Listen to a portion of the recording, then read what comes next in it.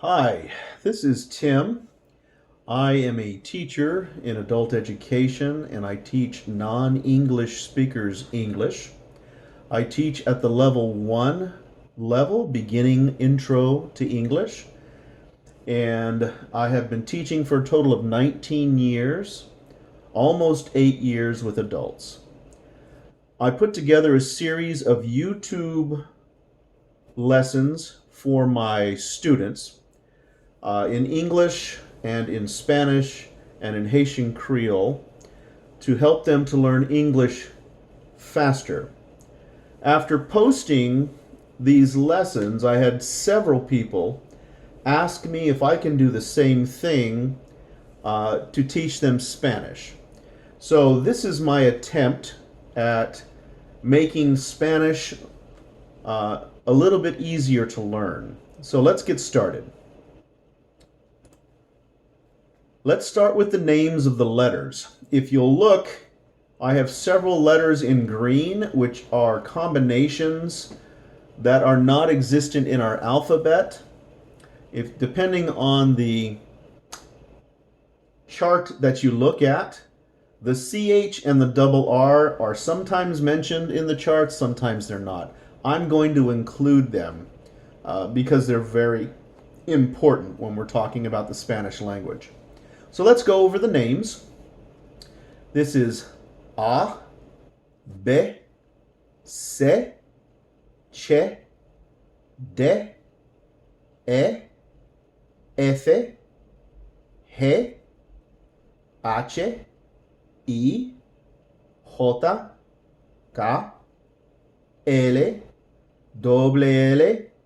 M, N, Ñ, O, P, Q, R, R, S, T, U, V, W, X, Y, Z.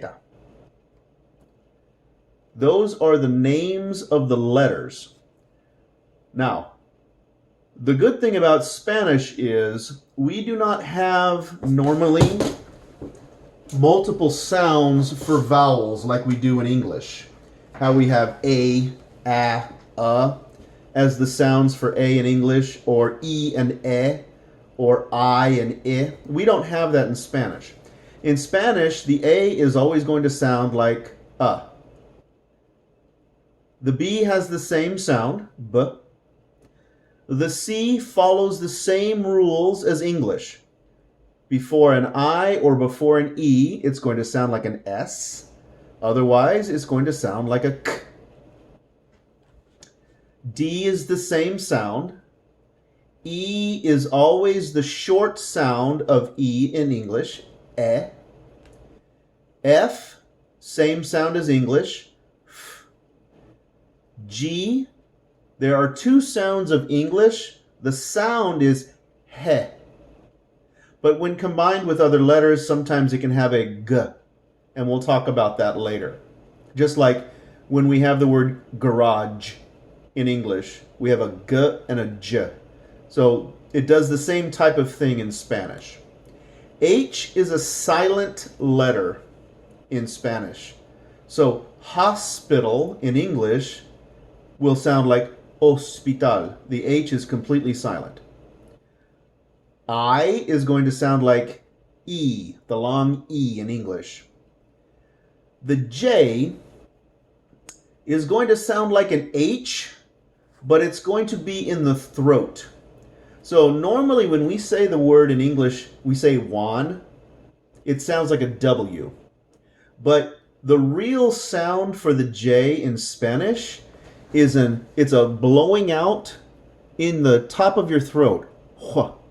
Juan, Jose. It's a h. So it's a more throat sound of an H, not in just the mouth. K is the same sound. L is the same sound. There is a double L. Now here's a difference between English and Spanish. In English, L and double L sound exactly the same. The L, ol, and the double L, which is going to sound more like a J, J. So milk, leche, or keys, llaves. So O, J. M is the same sound. N is the same sound. And then we have this, what's called the enye. If you can think of the first N in the word onion, ny, ny, that is the sound, onion. So, child or boy, niño, niño, has that ny, ny, ny sound. Niño. It's like onion, onion. O is the long O, always. It doesn't change. P is the same sound. Q has a couple different sounds depending on the combination of letters that follow it. We're going to give you this one and we'll add on to it later. So Q is more like a K. It's more like a K sound. Something that would be equivalent or well known would be the word quesadilla. It's a K, quesadilla. So we're going to start with this sound for Q. There is a difference between a single R and a double R. Now in English, we'll talk about this a little bit more later and we'll practice a little bit more. But the R is formed at the tip of the tongue. In English, it's formed in the throat, but in Spanish, it's at the tip of the tongue. So it's going to sound more like a very soft D when it's in the middle of a word. It's more like you're touching a D with your tongue and then getting off of it. D, d, d. The double R is more like a R. It's a rolling R. R, r, r. And we'll talk about that and we'll practice that a little bit more. This can be a hard sound for a lot of Americans or a lot of English speakers because we don't use that rolling R. And so a lot of times we substitute it with an L and it sounds horrible. So we need to practice this rolling R. S is the same sound. T is the same sound.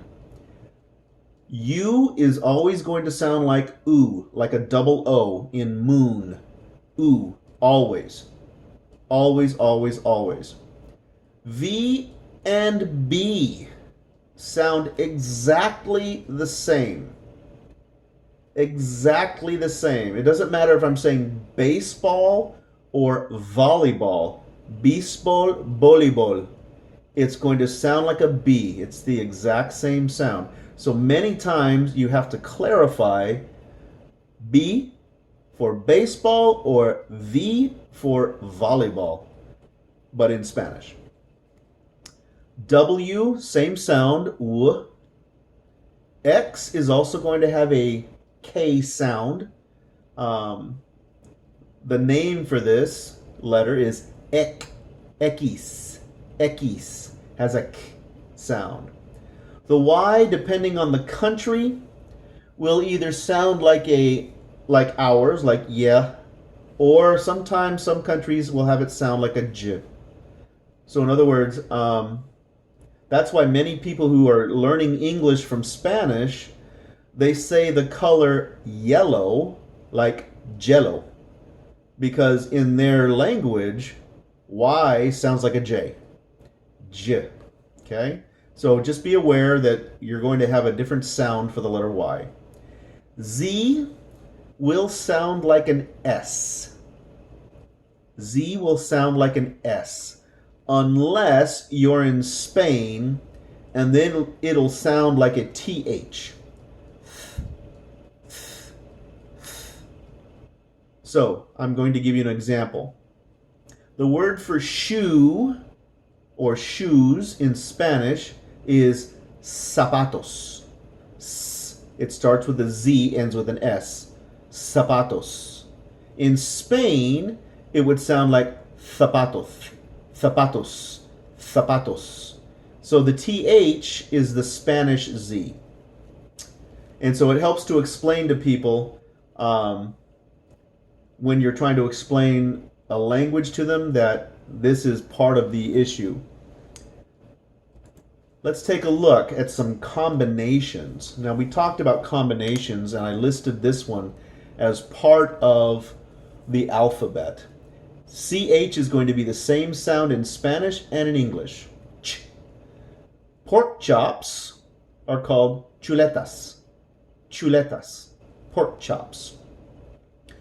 When G is followed by a U, it's going to have a G sound. So a warrior, guerrero, guerrero, or war, guerra. And so this is also a last name in Spanish, guerrero, but many people call it guerrero. A-U will sound like ow, like you're in pain. Ow. So auto will sound like ow, auto, auto. So AU will sound like ow, auto. IN will sound like ING in English. IN will sound like ING. So the word to bow in Spanish is inclinar, inclin, inclin, inclinar. So IN will sound like ING, inclinar. These combinations do not exist in Spanish. The SH in shoe does not exist.